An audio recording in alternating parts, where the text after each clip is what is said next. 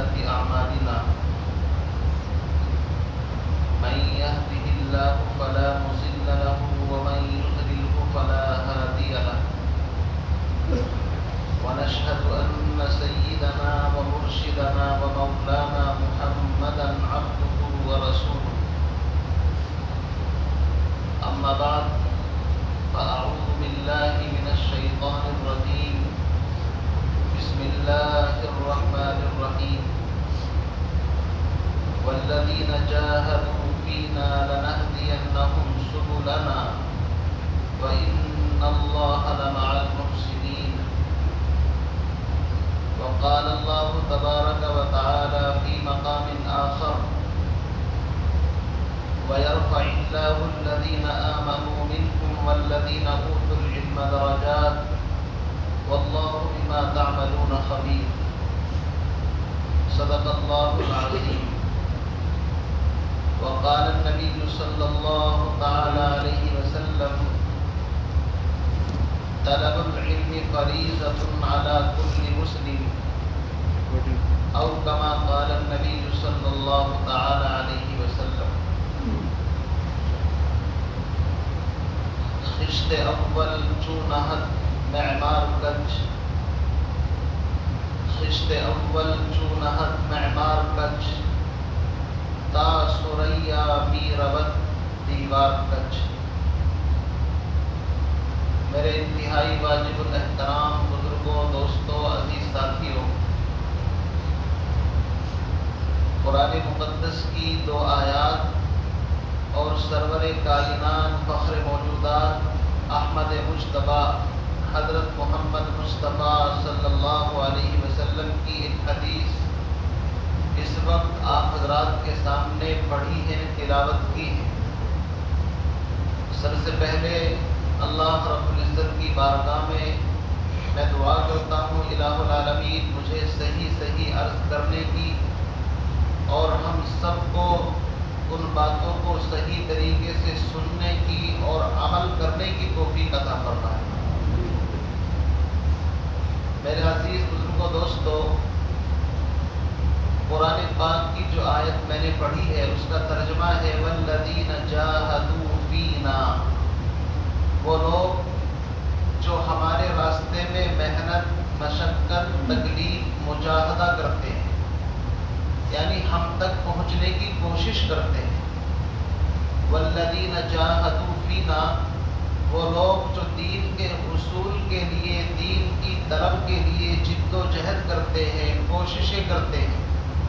اللہ رب العزت کا وعدہ ہے لنہدینہم سبلنا، ہم ضرور اس کو اس کی منزل تک پہنچا کر کے دم لیں گے۔ یعنی ایسا نہیں ہو سکتا انسان کوشش کرے اور اس کی محنت ضائع چلی جائے۔ انسان کا کام ہے محنت کرنا، اللہ کا کام ہے اس کے اوپر نتیجہ مرتب کرنا۔ اس لیے میرا عزیز بزرگوں، دوستو، قرآن نے صاف کر دیا کہ اگر تم میرے دین کے لیے محنت کرو گے، مجھ تک پہنچنے کی کوشش کرو گے، لنہدینہم سبلنا، تو ہم ضرور تم کو ہدایت کے راستے سجھائیں گے۔ میرے عزیز بزرگوں، دوستو، یہ قرآن پاک کی پہلی آیت کا ترجمہ ہو۔ اس آیت کے اندر اللہ رب العزت انسانوں کو اس بات کی طرف رہنمائی کر رہے ہیں کہ تمہیں ہم تک پہنچنے کے لیے کوشش کرنی چاہیے۔ اور فارسی کا جو شعر میں نے پڑھا ہے کہ خشت اول چونہت معمار گنج، اس کا مطلب اور مفہوم یہ ہے کہ کسی بھی چیز کی اصل بنیاد ہوتی ہے، اگر بنیاد صحیح رکھتی جائے تو انشاءاللہ اس پر کھڑی ہونے والی عمارت درست ہوگی، مستحکم، مضبوط ہوگی۔ اور اگر بنیاد صحیح نہیں ہے، بنیاد کمزور ہے، فاؤنڈیشن صحیح کر کے آپ نے نہیں بھرا، تو آپ اس کے اوپر مضبوط اور مستحکم عمارت کھڑی نہیں کر سکتے۔ عمارت سیدھی اسی وقت رہ سکتی ہے جبکہ بنیادیں صحیح ہیں۔ خشت اول چونہد معمار کج، اگر مستری عمارت کو بنانے والا پہلی اینٹ کو ٹیڑھا کر کے رکھ دے تو شاعر کہتا ہے تا سریا می ربت دیوار کچ، آسمان تک اگر تم اس کو لے کر کے جاؤ گے اس کا ٹیڑھا پن کبھی ختم نہیں ہو سکتا۔ اس لیے ہمیں چاہیے کہ سب سے پہلے اپنی بنیادوں کو درست کریں، مضبوط کریں، اپنے بچوں کی تعلیم ایسے مدرسے کے اندر، اسکول کے اندر، کالج کے اندر دلائیں جہاں پر مضبوط، مستحکم، ٹھوس تعلیم کا انتظام ہو۔ اس لیے کہ اگر تعلیم ابتدائی مرحلے کے اندر کمزور ہو جائے تو دنیا کی کوئی طاقت اس کو سدھار نہیں سکتی، چونکہ شاعر نے صاف کہا ہے خشت اول چون حد معمار کچ تا سریا می ربت دیوار کچ۔ اس لیے عزیز بزرگوں دوستو، ہمیں اپنی بنیادی تعلیم کو مضبوط کرنے کی ضرورت ہے۔ ہمارے مدرسے کے اندر پڑھنے والے طلبہ، طالبات اور مدرسے کے ذمہ دار حضرات اس بات کو یقینی بنائیں کہ بچوں کی بنیادی تعلیم کا نظم بہتر سے بہتر ہونا چاہیے۔ اس لیے کہ اگر بچے کا بچپنا اسی طرح کھیل کود کے اندر چلا گیا اور اس نے اپنے بچپنے کو گزار دیا تو پھر باقی کی جو اس کی عمر ہے اس کے اندر آپ محنت کرتے رہو، سدھار پیدا نہیں ہو سکتا۔ اس لیے میرا عزیز بزرگوں دوستو، اللہ رب العزت نے قرآن پاک کے اندر فرمایا والذین جاہدوا فینا، جو ہم تک پہنچنے کے لیے کوشش کریں گے، ہمارا وعدہ ہے ہم ضرور اس کو کامیاب کریں۔ اسلاف نے، اکابر نے، بزرگان دین نے، ان کی زندگیوں کو آپ پڑھیے،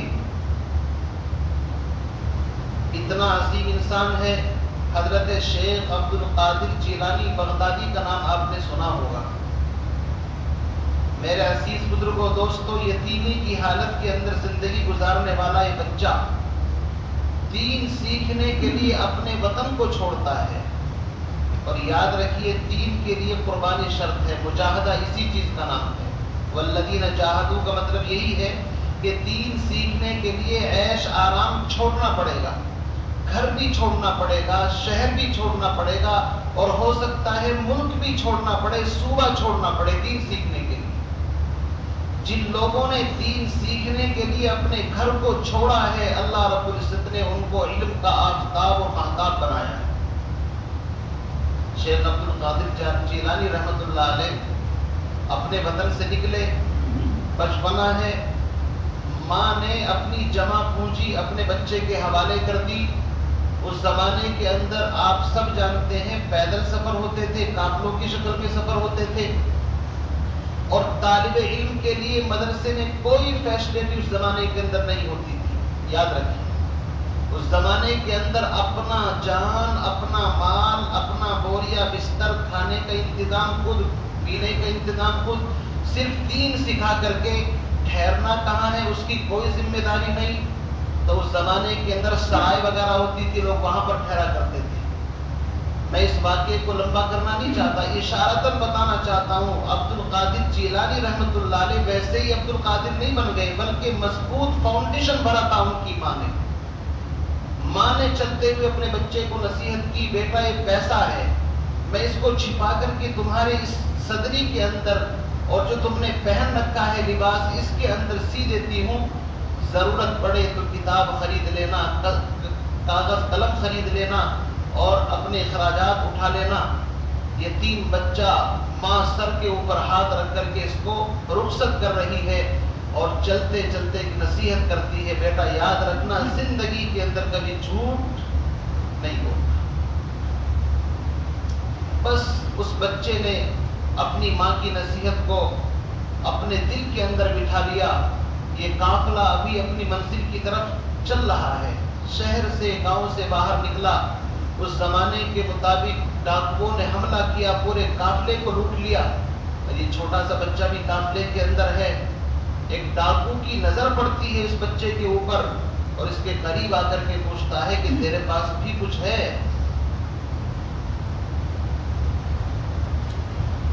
تو ماں کی نصیحت بچے کو یاد آ گئی، بچے نے کہا ہاں میرے پاس کچھ ہے، میری ماں نے یہاں سی رکھا ہے، جگہ بھی بتائی، اور وہ اپنا لباس اتار کر کے اس کے حوالے کر دیا تو اللہ رب العزت جب کسی کو ہدایت دینے پر آتا ہے ایک لفظ ہدایت کا سبب بن جاتا ہے، اور جب ہدایت نہیں ملتی پوری زندگی وعظ تقریر بیان سنتے سنتے گزر جاتی ہے، لیکن ہدایت نہیں ملتی، اس لیے کہ ہدایت اللہ کے ہاتھ میں ہے۔ اسی لیے ہر انسان نماز کی ہر رکعت کے اندر کہتا ہے اہدنا الصراط المستقیم، یا اللہ ہم کو سیدھے راستے کی ہدایت دے دے۔ اس ہدایت کو مانگا جا سکتا ہے، ہدایت کو چھینا نہیں جا سکتا، ہدایت کو پیسوں سے خریدا نہیں جا سکتا، اس لیے کہ ہدایت اگر کسی کے ہاتھ میں ہوتی تو نبیوں کے ہاتھ میں ہوتی، لیکن اللہ نے کہا کہ ہدایت میں نے نبیوں کو بھی نہیں دی کہ وہ جس کو چاہے تقسیم کر دیں۔ انک لا تہدی من احببت ولکن اللہ یہدی من یشاء، میرے محبوب ہدایت آپ بھی جس کو چاہے نہیں دے سکتے، ہدایت کا معاملہ تو ہمارے اوپر ہے، ہم جس کو چاہیں گے ایک لفظ کے بدلے میں ہدایت دے دیں گے، اور جس کو نہیں چاہیں گے زندگی بھر وہ کتابیں پڑھتا رہے، کچھ بھی کرتا رہے۔ تو اس بچے کی بات کا اتنا اثر ہوا، وہ اپنے سردار کے پاس لے کر کے گیا کہ عجیب بچہ ہے، لوگ تو چھپاتے ہیں میرے پاس کچھ نہیں، اور یہ بچہ بتاتا ہے کہ میری ماں نے کچھ اشرفیاں رکھی ہیں یہاں پر۔ میرے عزیز بزرگوں دوستوں، واقعہ آپ نے پہلے بھی سنا ہوگا، کتابوں میں مشہور واقعہ ہے، پڑھا ہوگا۔ اس ڈاکو کے دل کے اوپر اتنا اثر ہوا اس سچ بات کا، اس نے کہا بھائی اگر تم چھپا لیتے تو ہمیں پتہ نہ چلتا، لیکن تم نے بتایا کیوں؟ وہ چھوٹا سا بچہ ان چوروں کو دعوت دے رہا ہے۔ دعوت صرف اس کا نام نہیں ہے کہ مسجد سے چند ساتھی نکل کر کے کسی کے پاس ملاقات کے لیے جائیں، یہ بھی دعوت ہے، لیکن دعوت یہ بھی ہے کہ موت سامنے کھڑی ہوئی ہے، لیکن حق بات اللہ کو راضی کرنے کے لیے انسان کہہ ڈالے، یہ سب سے افضل بات ہوتی ہے۔ کہنے لگے کہ میری ماں نے مجھے بتایا تھا کہ بیٹا جھوٹ کبھی نہیں بولنا، میں اپنی ماں کی بات کو کیسے گرا سکتا تھا، میں کیسا طالب علم ہوتا اگر میں جھوٹ بول جاتا۔ لکھا ہے کتابوں کے اندر اس سچائی کا اتنا اثر ہوا کہ ان تمام ڈاکوؤں نے توبہ کی اور سارا کا سارا لوٹا ہوا سب کا سامان بھی واپس کر دیا، اور اس کے بعد توبہ استغفار کر کے بڑی پارسائی کی زندگی گزاری۔ تو اللہ رب العزت نے اس طالب علم کی برکت سے جو اپنے گھر سے چلا ہے دین سیکھنے کے لیے، اس کی سچائی کی وجہ سے اللہ رب العزت نے اتنے بڑے قافلے کو ہدایت دے دی۔ تو اگر سوچو آج کے زمانے کے اندر کوئی صحیح یقین کے ساتھ، صحیح نیت کے ساتھ اپنی نیت کو درست کر کے اپنے گھر سے باہر نکلے گا دین سیکھنے کے لیے، تو آپ سوچئے کہ اللہ رب العزت اس کو کس مقام کے اوپر پہنچائے گا۔ اس لیے میرا عزیز بزرگوں دوستو، شیخ عبد القادر جیلانی رحمۃ اللہ علیہ پورے ڈاکوؤں کی ہدایت کا سبب بن گئے۔ تو میں عرض یہ کر رہا تھا کہ دین کے لیے محنت مشقت ضروری ہے، آرام طلبی کے ساتھ دین نہیں آتا۔ یہ جو پہلے زمانے کے اندر اتنے بڑے بڑے علم کے پہاڑ پیدا ہوئے، اس کی اصل وجہ یہی ہے کہ ان اتنے بڑے بڑے علماء مشائخ نے اپنے گھر کو، اپنے وطن کو، اپنے ماں باپ کی محبت کو، ساری چیزوں کو چھوڑ کر کے صرف دین سیکھنے کے لیے گھر سے نکل گئے۔ آج آرام طلبی کا زمانہ ہے، آرام طلبی کے ساتھ دین نہیں آتا۔ وَمَن طَلَبَ الْعُلَا سَهَرَ اللَّيَالِي، جو بلند مرتبوں پر پہنچنا چاہتا ہے اس کو راتوں کو جاگنا پڑتا ہے، محنت کرنی پڑتی ہے۔ میرے عزیز بھائیوں، بقی ابن مخلد ایک بہت بڑے محدث گزرے ہیں۔ بقی ابن مخلد، سیر اعلام النبلاء ایک کتاب ہے، اس میں واقعہ لکھا ہے علامہ ذہبی رحمۃ اللہ علیہ نے۔ اندلس کے اندر، اندلس کہاں ہے؟ یورپ کے اندر آتا ہے۔ ایک انسان ہے جس کا نام بقی ابن مخلد ہے، دل کے اندر تمنا پیدا ہوئی کہ امام احمد ابن حنبل رحمۃ اللہ علیہ سے دین سیکھوں۔ امام احمد ابن حنبل کون ہے جانتے ہیں آپ؟ بغداد کے اندر رہتے تھے، اور 4 مشہور امام ہیں، امام اعظم ابو حنیفہ، امام مالک، امام شافعی، چوتھے نمبر کے امام امام احمد ابن حنبل رحمۃ اللہ علیہ۔ ان کا تقویٰ، ان کی فقہ بڑی مشہور تھی، خاص طور سے مکۃ المکرمہ کے اور جو اطراف کے علاقے ہیں وہاں پر حنبلی حضرات ہیں، انہی کے مسلک کے فالوورز ہیں۔ امام احمد بن حنبل رحمۃ اللہ علیہ اتنے متقی پرہیزگار تھے، کتابوں کے اندر لکھا ہے کہ ایک مرتبہ ان کے یہاں پر خمیر سمجھتے ہیں نا، آٹا گوندھنے کے لیے جو خمیر ہوتا ہے وہ پہلے زمانے کے اندر زیادہ رواج تھا، خمیر ختم ہو گیا، ان کی باندی نے خمیر ان کے بیٹے سے مانگ لیا، امام احمد بن حنبل کا بیٹا ہے، اس سے خمیر مانگا اور روٹی بنائی، امام احمد بن حنبل کے سامنے پیش کر دی۔ امام صاحب نے معلوم کیا خمیر تو تھا نہیں، پھر خمیر آیا کہاں سے؟ دیکھو اس کو کہتے ہیں تقویٰ، کہ اگر ہمارے گھر کے اندر کوئی چیز نہیں ہے اور وہ ہمارے دسترخوان پر آ جائے تو ذمہ داری بنتی ہے اپنے بچوں سے تحقیق کی جائے کہ آخر یہ چیز آئی کہاں سے۔ ہمارا تو عام دستور بن گیا ہے کہ جو چیز آ رہی ہے پوچھنے کا رواج نہیں۔ ہم نے بچے کو موبائل نہیں دیا، ہاتھ میں آیا کہاں سے؟ ہم نے یہ چیز لا کر کے نہیں دی تو یہ چیز آئی کہاں سے؟ روک ٹوک کا مزاج ہوگا تو بچوں کی تربیت ہوگی۔ امام احمد بن حنبل رحمۃ اللہ علیہ نے باندی سے معلوم کیا کہ خمیر تھا نہیں اور روٹی تو خمیر والی ہے، کہا کہ آپ کے صاحبزادے صالح ان کا نام تھا، ان کے یہاں سے خمیر لیا ہے۔ تو امام احمد بن حنبل رحمۃ اللہ علیہ اتنے متقی تھے، ان کے تقوی کا حال کتابوں میں لکھا ہے، مخزن اخلاق کر کے ایک کتاب ہے، اس کے اندر یہ واقعہ ہے، کہا کہ ان روٹیوں کو میرے سامنے سے اٹھا لو۔ کیوں؟ کتابوں میں لکھا ہے کہ ان کا بیٹا سرکاری ملازم تھا۔ امام صاحب فرمایا کرتے تھے کہ ہو سکتا ہے اس نے کبھی کام کرتے وقت کام کم کیا ہو اور تنخواہ پوری لے لی ہو۔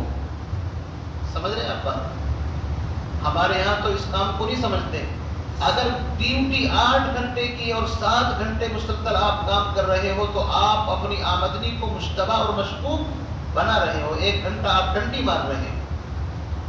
جو متقی ہوتے ہیں، پرہیزگار ہوتے ہیں، وہ چھوٹی چھوٹی باتوں کا دھیان رکھتے ہیں۔ امام احمد بن حنبل نے کہا ہو سکتا ہے اس کی نوکری کے اندر مجھے شک ہے کہ کہیں اس کے اندر کچھ ایسی ملاوٹ نہ ہو جائے، اس لیے میں اس کو اپنے لیے جائز نہیں سمجھتا۔ کہا کہ ان روٹیوں کو یہاں سے اٹھا لو۔ باندی اور غلاموں کا زمانہ تھا، غلاموں نے دسترخوان سمیٹا اور ان روٹیوں کو ٹکڑے کر کے دریائے دجلہ کے اندر ڈال دیا کہ مچھلی وغیرہ کھا لے گی۔ امام صاحب نے پوچھا ان روٹیوں کا کیا ہوا؟ کہنے لگے دریائے دجلہ کے اندر ڈال دی۔ کتابوں میں لکھا ہے امام صاحب نے اس دن کے بعد کچھ وقت تک کے لیے دریائے دجلہ کی مچھلی بھی استعمال نہیں کی کہ ہو سکتا ہے وہی مچھلی کے میرے دسترخوان پر نہ آ جائے۔ تو اتنا عظیم انسان امام احمد بن حنبل رحمۃ اللہ علیہ بغداد کے اندر رہتے ہیں، اندلس سے بقی ابن مخلد دین سیکھنے کے لیے چلے، 20 سال کی عمر، کہاں؟ یورپ سے ایشیا کے اندر، بغداد ایشیا کے اندر پڑتا ہے، ایک بر اعظم سے دوسرے بر اعظم کے لیے دین سیکھنے کے لیے چلتا ہے ایک طالب علم بقی ابن مخلد۔ کتاب میں لکھا ہے سمندر کا راستہ تھا، سمندر کے اندر کئی دن سفر کرتے گزرے، کشتی ہچکولے کھانے لگی اور طوفان آ گیا، یہاں تک کہ وہ کشتی کسی اور دوسرے جزیرے کے اوپر پہنچ گئی جہاں ان کو آنا تھا، وہ پہنچ ہی نہیں سکے۔ جب کشتی سے اترے کسی سے پوچھا کہ مجھے تو بغداد جانا ہے، بتایا کہ یہاں سے تو کئی 100 کلومیٹر کا سفر ہے۔ کہتے ہیں میں بہرحال اپنی گٹھری سر کے اوپر رکھی اور آہستہ آہستہ پیدل کبھی سواری پر جیسے جیسے مجھے ہوتا ہو، مہینوں کا سفر لگ گیا، یہاں تک کہ میں بغداد کے قریب پہنچ گیا۔ اس کو کہتے ہیں والذین جاہدوا فینا لنہدینہم۔ جب انسان پکا ارادہ کر لے تو اللہ رب العزت راستے کھول دیتا ہے۔ بغداد شہر کے اندر ابھی داخل نہیں ہوئے، ایک آدمی سے ملاقات ہو گئی، کہنے لگے کہ بھائی مجھے بغداد پہنچنا ہے۔ کہا کہ بس آپ بغداد کے اندر ہی کھڑے ہیں، تھوڑا آگے جائیں گے یہی بغداد شہر ہے۔ تو کہتے میری خوشی کی انتہا نہ رہی۔ انسان کو جب اپنی منزل مقصود نظر آتی ہے تو اس کی خوشی کا ٹھکانہ کچھ اور ہوتا ہے۔ شہر کے اندر داخل ہوئے. داخل ہونے کے بعد کہتے ہیں میں نے کوئی سرائے تلاش کی اپنا سامان رکھنے کے لیے اور میں تھکا ہوا تھا. 1-2 دن تو مجھے اسی حالت کے اندر گزر گئے, مجھے ہوش ہی نہیں تھا, اتنا لمبا سفر کر کے آیا تھا. بہرحال میں آرام کرنے کے بعد باہر نکلا سرائے سے. میں نے کسی سے پوچھا کہ مجھے امام احمد ابن حنبل رحمۃ اللہ علیہ کی مجلس میں جانا ہے. اتنا سننا تھا کہ جس سے میں نے بات کی وہ خاموش ہو گیا اور اس نے کہا خبردار امام احمد ابن حنبل کا نام لیا تو تمہاری خیریت نہیں. اب آپ سوچئے ایک آدمی جو اتنا لمبا سفر کر کے آئے دین سیکھنے کے لیے, اور اگر یوں کہہ دیا جائے کہ جس کے پاس تم دین سیکھنے کے لیے آئے ہو اس کا نام بھی نہیں لے سکتے تو اس کے دل کے اوپر کیا گزرے گی. لیکن جن کے حوصلے بلند ہوتے ہیں وہ کبھی ہمت نہیں ہارتے. انہوں نے پوچھا آخر مسئلہ کیا ہے؟ کہا مسئلہ یہ ہے وقت کا بادشاہ مامون رشید, وقت کا بادشاہ امام احمد بن حنبل سے ناراض ہو گیا. ان کے درس کے اوپر پابندی لگا دی ہے کہ وہ سبق نہیں پڑھا سکتے. اب یہ تاریخ کا لمبا مسئلہ ہے, اس کو چھیڑوں گا تو بات دوسری طرف چلی جائے گی کہ وہ ناراض کیوں تھا. امام احمد بن حنبل رحمۃ اللہ علیہ ان کا عقیدہ یہ تھا کہ یہ قرآن اللہ کا کلام ہے. جب سے اللہ ہے اسی وقت سے اللہ کا قرآن ہے. سمجھ رہے آپ عقیدے کی بات. لیکن اس زمانے کے اندر ایک فرقہ تھا معتزلہ. اس کا عقیدہ یہ تھا کہ قرآن بھی اللہ کی مخلوق ہے, جیسے ساری مخلوق ہیں ایسے ہی قرآن بھی مخلوق ہے.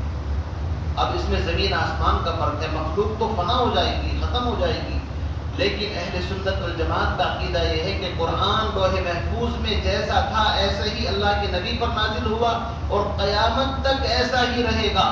اس مسئلے میں امام احمد بن حنبل رحمۃ اللہ علیہ کو جیل کے اندر ڈالا گیا. اس مسئلے کے لیے امام احمد بن حنبل کے بدن کے اوپر کوڑے برسائے گئے.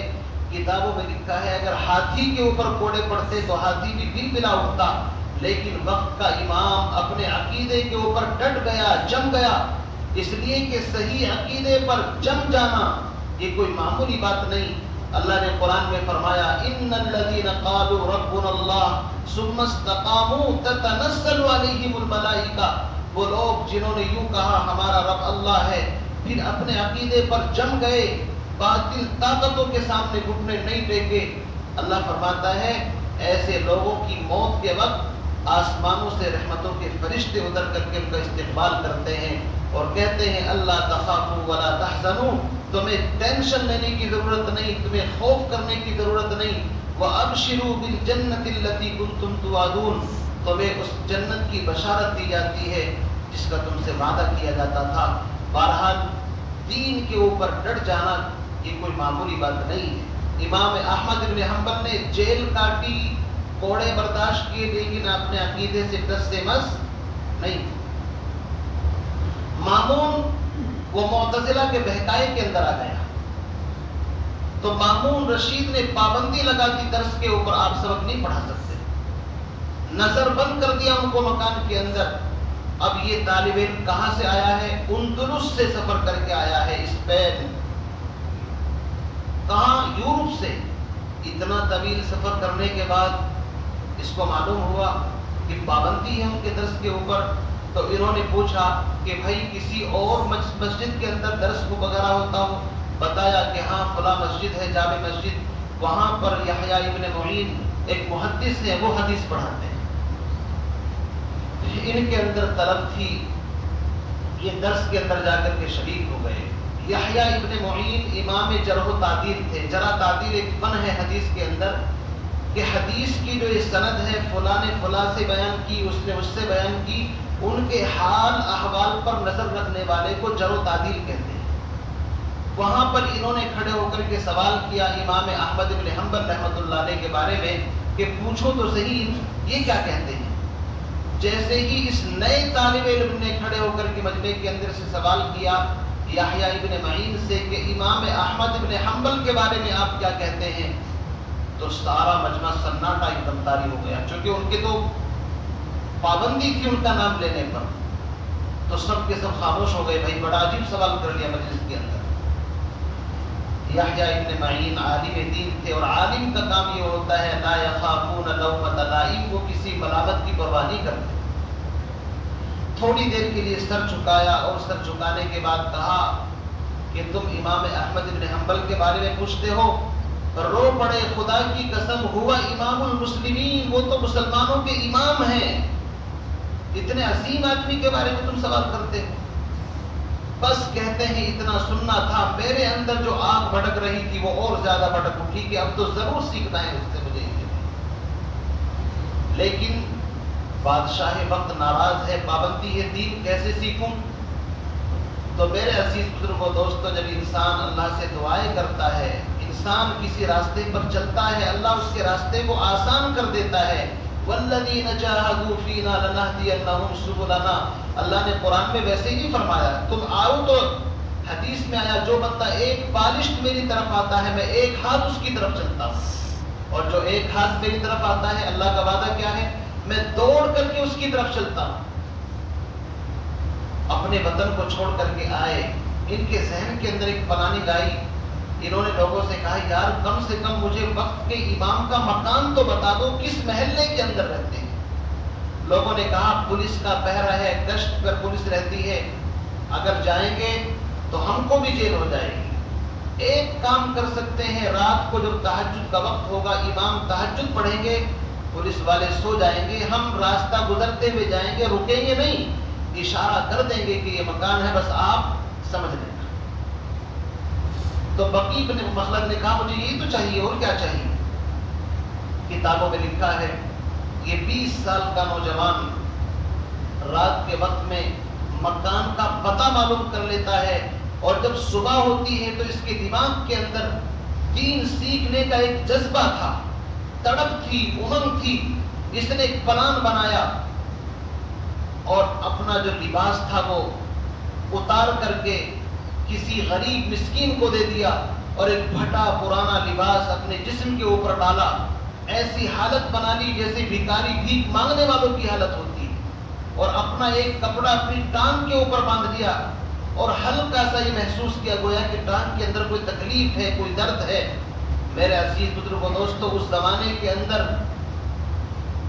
مانگنے کا طریقہ یہ ہوتا تھا کہ انسان اپنی جو جھولی ہوتی تھی اس کے اندر کچھ سکے وغیرہ یا جو چیز، کوئی روٹی اناج جو بھی کچھ دیتا تھا، وہ دونوں طرف اپنی جھولی بنائی اور پھٹے پرانے کپڑے، اور امام احمد بن حنبل کے مکان سے 2-3 مکان پہلے جا کر کے انہوں نے سوال کرنا شروع کر دیا، چونکہ اصل میں کوئی مانگنا تو مقصد تھا نہیں۔ انہوں نے آواز لگائی الاجر رحمکم اللہ، الاجر رحمکم اللہ، الاجر رحمکم اللہ۔ اب لوگ سمجھتے کوئی بھکاری ہے، مانگنے والا ہے، لیکن کہتے ہیں کہ میرا چہرہ دیکھتے تو 20 سال کا نوجوان ینگ آدمی ہے، اور میرا حلیہ دیکھتے تو بھکاریوں جیسا۔ بہرحال کوئی اپنے مکان سے جو کوئی ایک آدھ سکہ اس طرح دے دیتا، میں 2 مکان پہلے مانگنا شروع کرتا ہوں، تیسرے نمبر پر امام صاحب کے مکان پر جا کر کے الاجر رحمکم اللہ آواز لگائی۔ امام صاحب آئے اور دروازہ انہوں نے کھولا، دیکھا ایک آدمی کھڑا ہوا ہے، وہ کچھ سکے لے کر کے آئے تاکہ مجھے دیں۔ میں نے کہا حضرت گستاخی کی معافی میں بھکاری نہیں ہوں، میں تو دین کا بھکاری ہوں، علم کا بھکاری ہوں، علم سیکھنے کے لیے اپنے ملک سے آپ کے پاس آیا ہوں، لیکن بدقسمتی سے سر مڑاتے ہی اولے پڑ گئے، مجھے پتا چلا کہ بادشاہ وقت اب پر ناراض ہے، لیکن مجھے آپ سے دین سیکھنا ہے۔ امام صاحب نے سمجھایا کہ بھائی پابندی ہے میرے درس کے اوپر، پتا چلے گا تو تکلیف میں آ جاؤ گے۔ اس نے کہا نہیں، میں نے بھیس بنا لیا ہے، میں روزانہ آیا کروں گا آپ کے پاس، اور آپ ایک حدیث مجھے پڑھا دیا کریں، بس میں دین سیکھنے کے لیے آیا ہوں، مجھے اور کچھ نہیں چاہیے۔ کتابوں میں لکھا ہے یہ طالب علم بقی بن مخلد روزانہ گرمی کا پتہ، نہ سردی کا پتہ، نہ برسات کا پتہ، جاتا ہے بھکاریوں کا بھیس بنا کر فقیروں کا ہم بھیس غالب تماشائے اہل کرم دیکھتے ہیں۔ اللہ رب العزت جب کسی کو نوازنے پر آتا ہے تو اس کے دل کے اندر وہ داعیہ پیدا کر دیتے ہیں۔ روزانہ معمول بنا لیا الاجر رحمکم اللہ، اور امام صاحب کے دروازے پر آ کر کے ایک حدیث ان سے سن لیتے، اور روزانہ اس طرح زندگی گزرتی رہی۔ مامون رشید مر گیا، اس کے بعد اس کا بیٹا معتصم باللہ 3 سال تک وہ رہا، اسی طرح حالات چلتے رہے. اس کے بعد پھر اس کا بیٹا پیدا ہوا، وہ اس نے حکومت سنبھالی. تو اس نے دیکھا کہ چور ڈاکو یہ تو دندناتے پھرے، اور وقت کا اتنا بڑا امام وہ جیل کے اندر. یاد رکھیے اللہ رب العزت کا وعدہ ہے جاء الحق وزهق الباطل ان الباطل کان زهوقا. باطل زیادہ دیر نہیں ٹکتا. اللہ نے اسی کی اولاد کے اندر ایک ایسے نوجوان کو بادشاہ بنایا جو علماء دین کی قدر کرتا تھا اور اس کا عقیدہ صحیح تھا. اس نے کہا کہ امام احمد بن حنبل کو جیل کے اندر نہیں مسند کے اوپر بٹھایا جائے اور شاہی پروٹوکول عزت کے ساتھ اعلان کر دے ان کو رہا کرو اور فلاں چوک اور چوراہے کے اوپر دیگے اور کھانے کا انتظام کرو اور وہاں پر بیٹھ کر کے وہ لوگوں کو فیض پہنچائے. اللہ کی قدرت، حالات بدل گئے، نظام بدل گیا. وہ جیل سے باہر آئے، ایک بڑی مسند لگی تو لوگ جو ڈرے ہوئے تھے، سہمے ہوئے تھے، وہ وقت کے امام احمد بن حنبل کی زیارت کے لیے گھر سے باہر نکل کر کے آ پڑے. اور لوگوں کا ٹھاٹے بانٹا ہوا ایک سمندر، جہاں تک نگاہ جائے آدمی کے چہرے نظر آتے. اب یہ طالب علم جو غریب تھا، مسکین تھا، 3 سال 4 سال سے برابر دین سیکھ رہا تھا. امام احمد بن حنبل نے کہا کہ وہ طالب علم کہاں ہیں؟ اب لوگوں کو کچھ پتا نہیں کون طالب علم، کہ ایک طالب علم ہے اس مجمع کے اندر. اس زمانے کے لوگوں کا حال یہ تھا وہ اپنے آپ کو چھپاتے تھے. ہمارا حال یہ ہے کہ شو بازی، ہم اپنے آپ کو ظاہر کرتے ہیں. اس زمانے کے اندر اپنے آپ کو چھپانے کا، مٹانے کا رواج تھا. ہم جیسا کوئی ہوتا پہلی بات تو اتنی محنت ہی نہ کرتا، اور اگر کر بھی لیتا تو ان کی گولی بھر کر کے یہ ظاہر کرتا امت کے اوپر کہ سب سے بڑا شاگرد میں ہی ہوں. لیکن وہ پیچھے کی سب کے اندر بیٹھا ہوا ہے، اس لیے کہ اس کا مقصد تھا اللہ کی رضا، اللہ کا دین سیکھنا. امام احمد بن حنبل نے اعلان کیا بقی ابن مخلد جو اندلس کے رہنے والے ہیں، وہ جہاں ہو آگے آئیں. مجمع کو چیر کر کے وہ آگے پہنچے. وقت کا امام، اتنا بڑا امام کے بادشاہ وقت نے جن کو خود عزت کے ساتھ مسند کے اوپر بٹھایا، وقت کا امام احمد بن حنبل کھڑا ہوا اور اپنی چادر اپنے سر سے اتاری اور نیچے بچھا کر کے اس طالب علم کا استقبال کیا اور کہا خدا کی قسم طالب علم کا لفظ اگر کسی کے اوپر صحیح بیٹھتا ہے تو وہ تو ہے کہ جس کے اوپر طالب علم کا لفظ صحیح چسپا ہوتا ہے. دین کی طلب اسی کو کہتے ہیں کہ حالات کیسے بھی ہو لیکن دین سیکھ کر کے دم لیا. جب پتا چلا کہ اتنا بڑا عالم اپنے شاگرد کا اس طرح استقبال کر رہا ہے تو لوگوں کی نظر ادھر اٹھ گئی. تو یہ کون انسان ہے؟ پتا چلا کہ یہ وہ عظیم انسان ہے جس نے اپنے وطن کو، اپنے ماں باپ کو، ساری چیزوں کو چھوڑا اور ایسے حالات کے اندر بھکاری بن کر کے دین سیکھا ہے. اس کا نام بقی ابن مخلد ہے. پھر یہ بیمار ہو گئے. کہتے ہیں جس سرائے کے اندر رہتے تھے امام احمد بن حنبل خود ملنے کے لیے گئے اس کے پاس. لوگوں کو پتا چلا تو کوئی کھانا لے کر، کوئی تحفہ لے کر، کوئی جوڑے لے کر. کہتے ہیں کہ سب کی میری پوری کی پوری سرائے کے اندر کھانے اور کپڑے اور ایسی چیزیں موجود تھی. کہتے ہیں کہ اتنا استقبال میرے وطن کے اندر نہیں ہوا جتنا استقبال اللہ نے یہاں پر کرایا. تو میرے بھائیو جب انسان دین سیکھتا ہے، محنت کرتا ہے، اللہ کا وعدہ ہے والذین جاہدوا فینا لنہدینہم سبلنا، اللہ ضرور اس کے واسطے راستے کھول دیتا ہے. اس لیے ہمیں چاہیے کہ ہم خود بھی دین سیکھیں، اس محنت اور مشقت کو اپنی زندگی کا جز بنا لیں. بغیر محنت اور مشقت کے دین نہیں آتا، آرام طلبی کے ساتھ دین نہیں آتا. دین کے لیے انسان کو اپنے آپ کو مٹانا پڑے گا، کھپانا پڑے گا. پھر جو دین زندگی کے اندر آئے گا اللہ رب العزت اس دین کو دنیا اور آخرت دونوں کے اندر اللہ اس کے ذریعے سے کامیابی عطا فرمائے گا. تو بہرحال ہم سب ارادہ کریں، کوششیں کریں گے انشاءاللہ کہ خود بھی دین سیکھیں، اپنے بچوں کو بھی انشاءاللہ دین سکھائیں. اللہ رب العزت مجھے بھی آپ کو بھی کہنے سننے سے زیادہ عمل کی توفیق نصیب فرمائے. وآخر دعوانا الحمدللہ رب العالمین. جن حضرات نے سنتیں نہیں پڑھی ہیں وہ جلدی سے سنت پڑھیں.